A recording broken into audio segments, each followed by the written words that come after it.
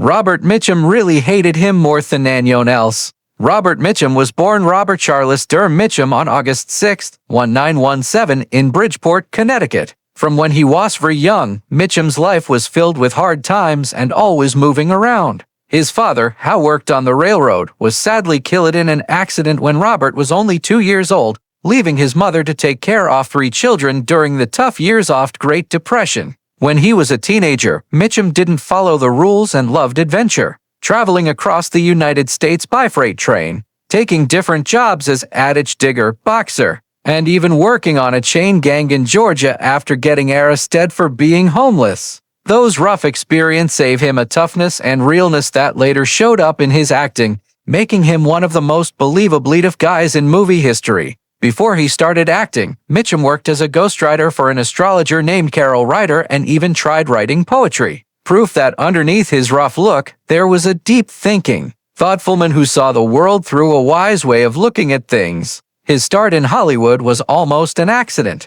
He began as a small part player in westerns and serials in the early 1940s, taking small roles to support his young family, but it didn't take long for his natural charm and magnetic way of appearing on screen to catch the attention of casting directors. By 1945, he got his first big break with The Story of G. Joe, earning an Academy Award nomination for Best Supporting Actor and proving himself as a serious talent. Throughout the late 1940s and 1950s, Mitchum became known for film noir style, creating unforgettable performances in classics as Out of the Past, 1947, Crossfire, 1947, and The Big Steal, 1949. His deep voice, half-closed eyes, and slow manner made him a master of saying less to mean more. He didn't need to shoot or get attention. His very silence spoke a lot. He was the perfect noir hero, cool when things got tough, tired of the world, and morally complicated.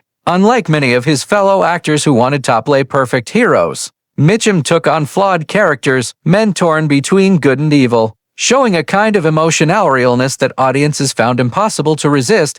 But his career wasn't only about noir. Mitchum proved he could do many things, starring in all kinds of movies, war films, westerns, romantic dramas, and thrillers. In The Night of the Hunter, 1955, he gave one of cinema's most scary performances as Reverend Harry Powell, a fake preacher and murderous bad guy. His haunting performance with love and hate tattooed on his knuckles remains one of the most iconic in film history. The role showed Mitchum's ability to show scariness and charm at the same time, a rare talent that very few actors had. He followed this with powerful performances in Heaven Knows Mr. Allison 1957, The Sundowners 1960, and Cape Fear 1962, where he again scared audiences as revenge-seeking Max Cady, proving his skill in both heroic and villainous roles off the screen. Mitchum was known for his rebellious streak and hatred for Hollywood's strict system. He famously said, "People think I have an interesting walk. Hell, I'm just trying to hold my gut in," that kind of making fun of himself wit defined his personality. He didn't take fame too seriously and had little patience for being fake. Despite getting arrested for marijuana possession in 1948, a scandal at the time, Mitchum's career stayed mostly unaffected. If anything, the incident made his reputation stronger as Hollywood's bad boy, a man who lived by his own rules and didn't care what others thought. He represented a new kind of celebrity, one based on being real rather than being polished. In the later decades of his career, Mitchum moved smoothly into mature and complex roles. Working with younger stars and new groups of filmmakers, he gave memorable performances in films like Ryan's Daughter, 1970, Farewell, My Lovely, 1975, and The Friends of Eddie Coyle, 1973. The last one was widely praised for its realism and being subtle. Even as he got older, Mitchum kept the quiet intensity that made him magnetic on screen. On television, he continued to capture audiences with roles in praise miniseries such as The Winds of War, 1983, and War and Remembrance, 1988, earning respect for his professionalism and lasting talent. In the fall of 1933, a 16-year-old Robert Mitchum met the girl who would one day become the anchor of his wild yet extraordinary life, 14-year-old Dorothy Spence. Their meeting happened in the kind of place that could have come straight from one of the nostalgic small-town scenes he would later act in on screen, a peaceful swimming hole near Camden, Delaware. Dorothy, a lively and smart young girl, happened to be a schoolmate of Robert's younger brother, John Mitchum, and had even briefly dated him before fate stepped in. Robert was immediately attracted to her. Underneath his tough, rebellious outside, there was something about Dorothy's quiet grace, kindness, and down-to-earth charm that completely won him over. Their friendship quickly grew into a romance that had a deep emotional connection far beyond the puppy love typical of their age. Despite Thierauff and the uncertain times of Depression-era years, the two began a serious relationship that would serve a test of distance, hardship, and the roller coaster of Hollywood fame. When Robert left for California in 1934 to try his luck and chase a better life, Dorothy stayed behind in Delaware where she continued to go to school. She later went on to college in Philadelphia, keeping her independence while Robert struggled through various jobs and times of poverty on the West Coast. Though separated by miles, their letter writing kept the bond alive. Robert's letters, full of humor and vivid stories, showed the restless dreamer she had fallen in love with. Dorothy's loyalty never wavered, even when his path led him into hobo camps, chain gangs, and eventually the unpredictable world of Hollywood. In a time when long-distance relationships often faded into memory, theirs grew stronger, proof of their resilience and sincerity of young love. After years of dealing with uncertainty and separation, Robert and Dorothy decided make their union official on March 16, 1940. The couple married in a simple ceremony in Dover, Delaware. True to their humble beginnings, the ceremony happened not in a grand church or courthouse, but in simple kitchen of a Methodist minister. There was no glamour, no press, and no fanfare. Only two people committing to a shared life built on love and perseverance. Soon after, Robert brought his bride across the country to Los Angeles, hoping to provide her with the stability that had been missing from him for so long. He began working at the Lockheed Aircraft Corporation, a respectable job that gave them a sense of security during the early years of marriage. Yet Mitchum's restless nature and creative spirit could not be held back for long. By June 1942, fate led him toward Hollywood, where he found work as an actor. The decision would change both of their lives forever.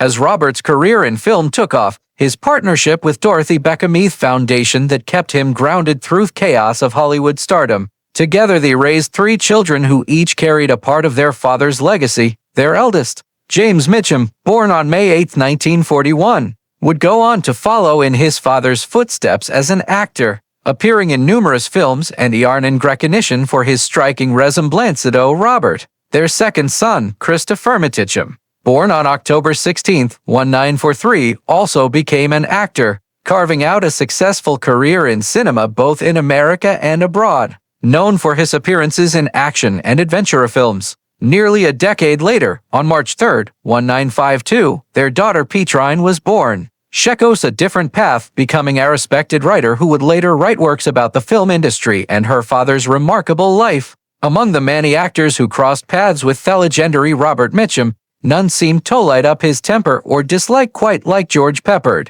Known for his cool, effortless magnetism both on and off screen, Mitchum was rarely a man who lost his cool or got involved in petty Hollywood feuds. He had a reputation for being detached, unimpressed by stardom, and generally tolerant of his colleagues, even those who annoyed him. But when it came to George Peppard, Thester of Breakfast at Tiffany's and later the A-Team, Mitchum's patience and professional civility reached their limits. In one of his rare unguarded moments, Mitchum is reported to have said, "That son of a gun Peppard wasn't of the few people in this business I couldn't stand to be around. He thought was God's gift to the movies, but didn't have the soul for it." Their mutual dislike wasn't born of a single incident, but grew from a buildup of insults, egos, and clashing personalists. Mitchum, a man who valued realness above all else, viewed Peppard as a fake movie star, someone who tried too hard to show doneness and class. Mitchum's own image was the opposite, raw, unfiltered, and effortlessly commanding. He didn't need to prove anything to anyone. Peppard, by contrast, seemed to live in a constant performance, even when the camera stopped rolling. He was the kind-of actor who'd check his reflection between takes. Mitchum once joked, "And then tell you how brilliant he thought this last scene was. I've worked with prima donnas before, but Peppard made them look humble." The tension between them reportedly began when they were both considered for similar roles in the late 1950s and early 1960s. rugged leading men who could carry a picture with masculine charm. Studios often compared Mitchum's seasoned seriousness against Peppard's polished intensity. And while Mitchum had long secured his place among Hollywood's elite, he saw Peppard as a copier trying to inherit that same position. What angered Mitchum most was Peppard's attitude toward veterans of the business. He had little respect for the older generation, often dismissing them as dinosaurs. Mitchum, who had fought his way up from poverty on years of hard labor before achieving fame, took such arrogance personally. Peppard had this air like he'd invented acting, Mitchum remarked. But the truth is, he didn't even understand it.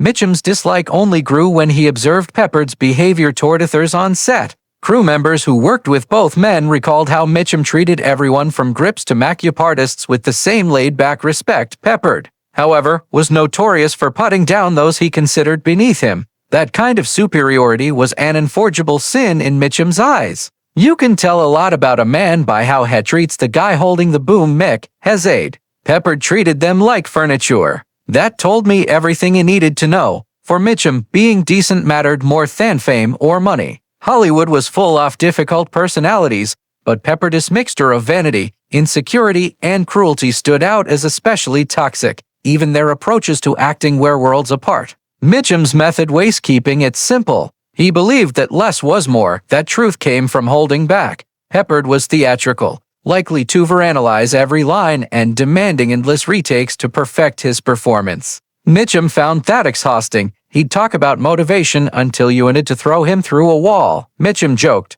"Sometimes I think he thought he was still at acting school. Their different ways of thinking mirrored their personalities." Mitchum was all instinct, a man who trusted his gut. Peppard was all intellect, constantly trying to overthink the scene.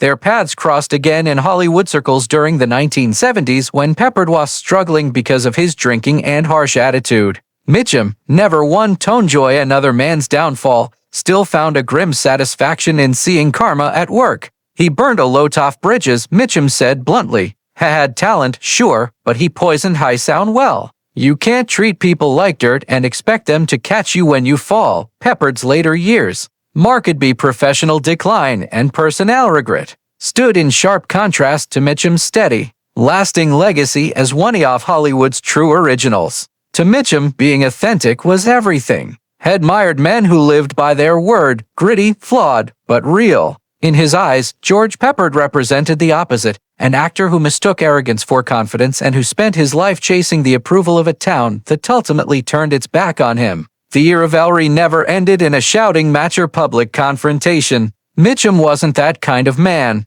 Instead, it lived on quietly in his memories, coming up only when someone asked about Peppard's name, then with that trademark half-smile and sarcastic glint in his eye. Mitchum would mutter, "Yeah, I knew him. Once was enough." In a career spanning more than half a century, Robert Mitchum had worked with best and the worst of Hollywood. But by his own admission, George Peppard was one man who got under his skin more than anyone else. And when Mitchum said hated someone, he meant it not with petty meanness, but with the tiredness of a man who'd seen too much phoniness to stomach one more ounce of it. In that sense, his dislike for Peppard wasn't just personal. It was about beliefs. It was the eternal clash between the real and the artificial, between a man who was the movies and one who merely performed them. A lifelong heavy smoker, Mitchum died in his sleep at 5:00 a.m. on July 1, 1997, at his home in Santa Barbara, California, from complications of lung cancer and emphysema. His wife of 57 years, Dorothy, was by his side.